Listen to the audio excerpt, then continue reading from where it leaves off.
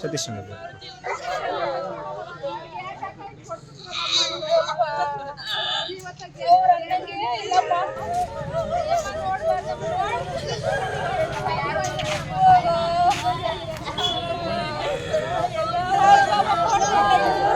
ಕಾರಣ ಏನು ಇಲ್ಲ ಸರ್, ಕಾರಣ ಏನು ಹೇಳಿಲ್ಲ. ರೊಕ್ಕದ್ದು ಇರ್ಬೋದನ, ಅದು ಗೊತ್ತಿಲ್ಲ ಸರ್. ಒಟ್ಟು ಕಾರಣ ಅವನು ಏನು ಹೇಳಿಲ್ಲ. ಒಬ್ಬನೇ ಮಾಡಿದ್ದಾನೆ ಅಂತಕ್ಕಂಥ ಮಾಹಿತಿ ಅವನು ಹೇಳಿದಾನೆ ಸರ್.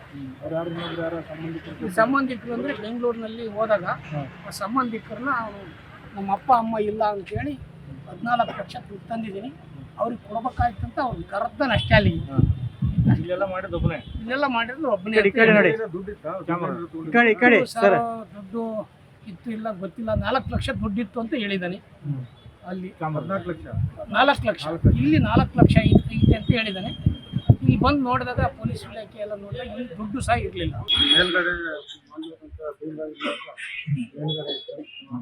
ಮತ್ತೆ ಇನ್ನದಾಗಿ ಕೈಯಾದಂಥ ಅಮೃತ ಮೂರನೇದಾಗಿ ತಾಯಿಯಾದಂಥ ಸ್ಥಳದಲ್ಲಿತ್ತು.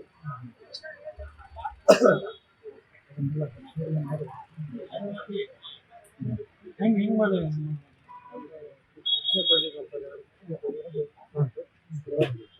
ಮಾಡಿದ್ರೆ ನಮ್ಮ